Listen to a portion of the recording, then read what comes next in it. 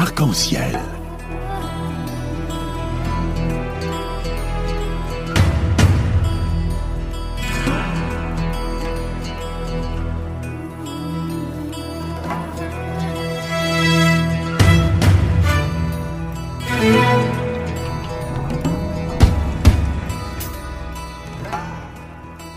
Arc-en-ciel, chaque dimanche, actualité, culture, économie, société et animation festive.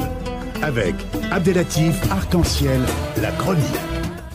Mesdames et messieurs, retour direct. Et comme ça a été annoncé, nous sommes heureux d'être en ligne avec Najib Azergui, le président de l'Union des démocrates musulmans français. Bonjour. Bonjour Radio Pluriel. Bonjour et bienvenue dans l'émission Arc-en-ciel sur Radio Pluriel et bienvenue dans cette émission pour la deuxième fois avant la ligne continue qui va démarrer à partir de demain d'une manière officielle. Tout à fait. Comment ça se prépare? Écoutez, vous avez vu que cette campagne pour nous elle est quand même assez inédite. On a été la 34e liste annoncée jeudi par le ministère de l'Intérieur, mais vendredi par le journal officiel. Validé en tout dernier lieu, donc on a dû vraiment batailler. On est passé par le Conseil d'État ce week-end, et puis donc on commence une campagne qui est très très agitée. Mais voilà, moi je suis encore sur. Pourquoi vous êtes agité? Assez agité parce que tout simplement on a eu quelques petits problèmes administratifs de dernière minute. Donc la clôture des dépôts, vous le savez, c'était le vendredi 3 mai dernier. Exact. Donc nous on a eu notre agrément comme toutes les listes, mais qui est un agrément provisoire, et effectivement le lendemain il y a eu un recours qui a été déposé au Conseil d'État suite à effectivement quelques signatures qui manquaient dans certains documents. Donc on a dû prouver tous les documents de nouveau au Conseil d'État, qui nous a redonné un délai supplémentaire de 48 heures. Et donc finalement, jeudi à 15h, nous avons eu notre agrément auprès du ministère de l'Intérieur. C'est des choses qui arrivent, ça, donc il faut pas l'oublier. Donc c'est un peu l'expérience, c'est la première expérience à l'européen, je pense.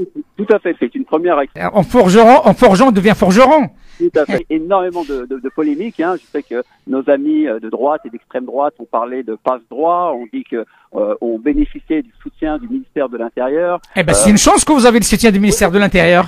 Tant mieux, en tout cas. Très bien. L'intégrité et le travail vraiment sérieux et rigoureux du ministère de l'Intérieur, qui n'a jamais cherché à nous mettre des bâtons dans les roues, mais au contraire, effectivement, qui a été très pédagogue avec nous.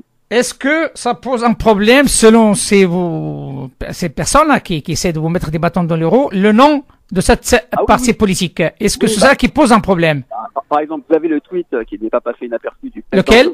Parti chrétien-démocrate, monsieur Jean-Frédéric Poisson, qui disait qu'effectivement qu'on a eu accès à un passe-droit, et qu'il dit la soumission, donc en référence au livre de Houellebecq, se trouve dans tous les étages de la République. Donc c'est un tweet qui en dit suffisamment long, je pense, parce que il y a en France une certaine catégorie de personnes qui sont pour des thèses complotistes et qui pensent que effectivement il y a une théorie du grand remplacement dans notre pays, et que le gouvernement, les hommes politiques dans notre pays se couchent par rapport à la communauté musulmane pour pouvoir garder des sièges et gagner même des sièges dans l'avenir. Alors que c'est vraiment un fantasme identitaire qui également en dit non, parce que la réalité est bien sûr tout autre. Maintenant, on va parler un petit peu de votre programme.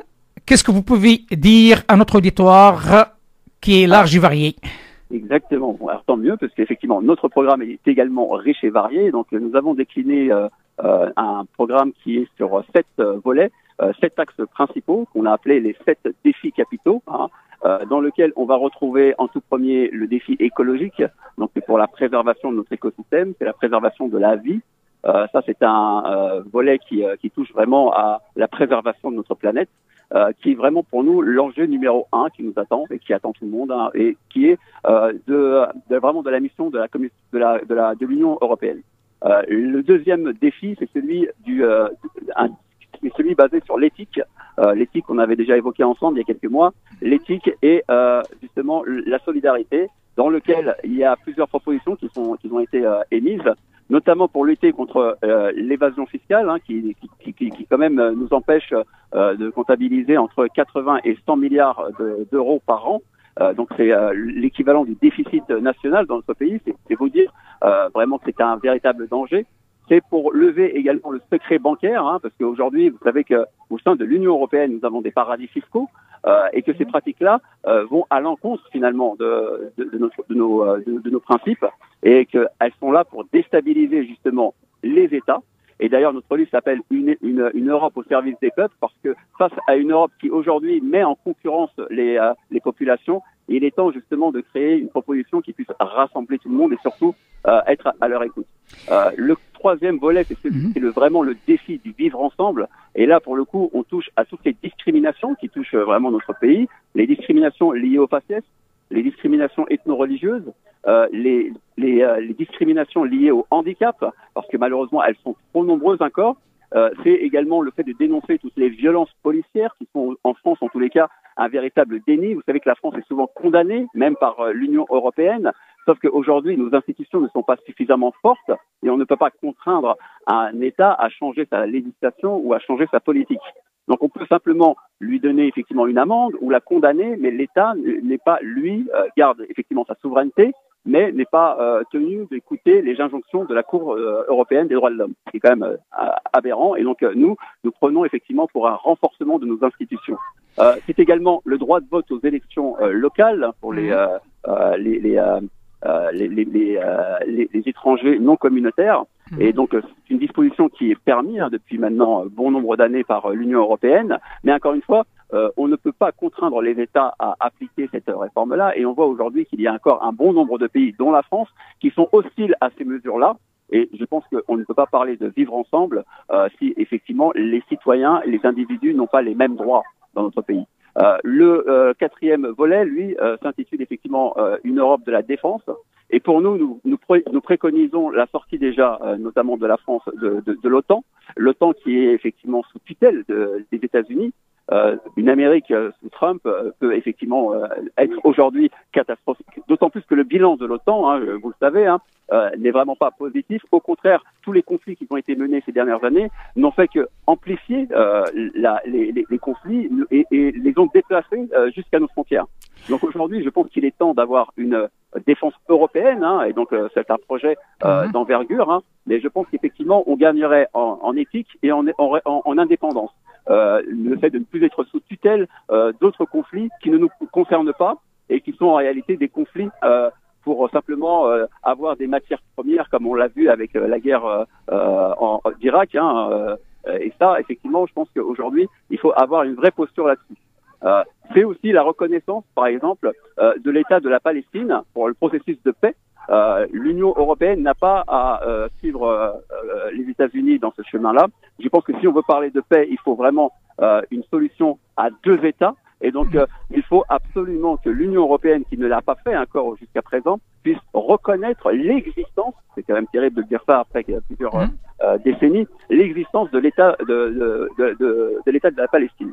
Ça, c'est très important pour nous. L'autre défi, c'est celui du défi contre la haine. Et là, on avait évoqué cela ensemble il y a encore peu de temps. Mais effectivement, je pense que c'est très important de voir que aujourd'hui, ce qu'on appelle l'islamophobie, hein, qui est encore aujourd'hui parmi certains intellectuels une opinion, hein, une expression qui est tout à fait légale, doit être condamnée par une loi justement qui condamne l'islamophobie. Au même titre qu'il y a une loi contre l'antisémitisme, à l'heure où, vous le savez, malheureusement, on s'est parlé, je crois, au mois de janvier, et puis en mars, vous avez tous découvert cette tragédie terrible, hein, ces attentats en Nouvelle-Zélande, dans les deux mosquées de Christchurch. Je pense que cette personne-là, hein, ce terroriste qui a été radicalisé lors de son passage, notamment en France, par rapport à des théories comme celle du grand remplacement, je pense que nous n'avons pas pris suffisamment les choses à leur mesure.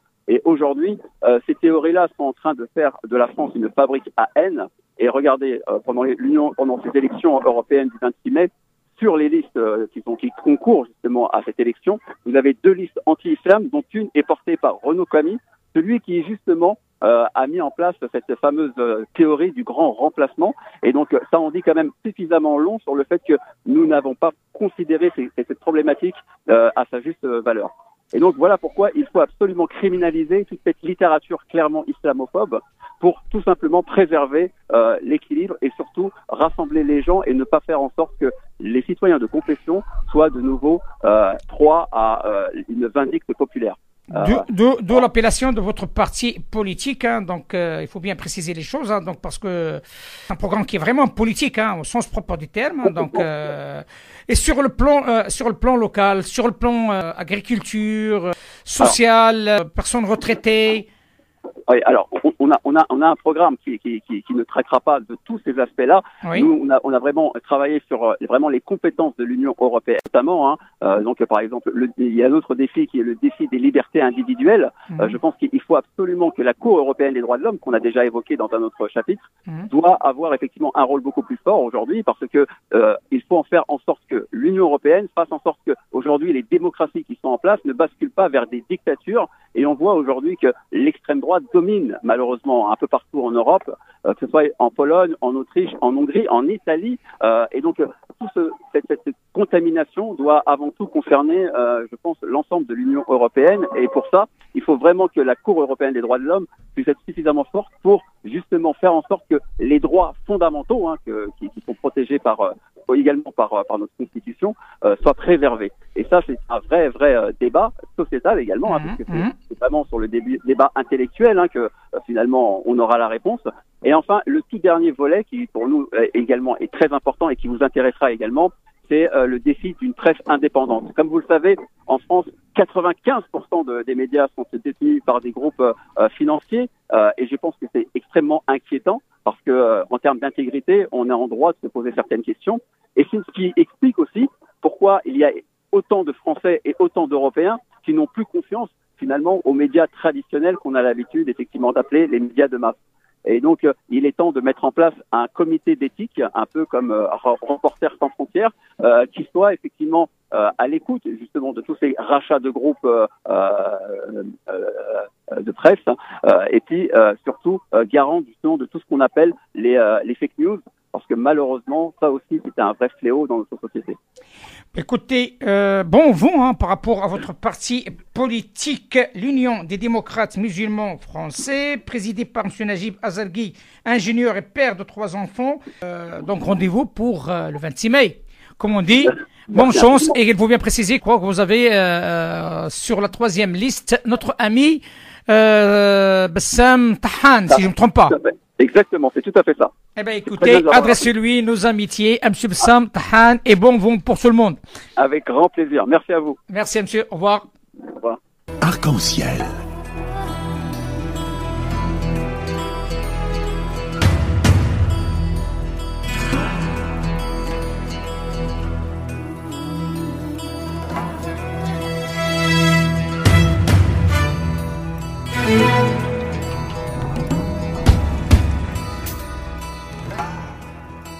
Arc-en-ciel, chaque dimanche, actualité, culture, économie, société et animation festive. Avec Abdelatif Arc-en-ciel, la chronique.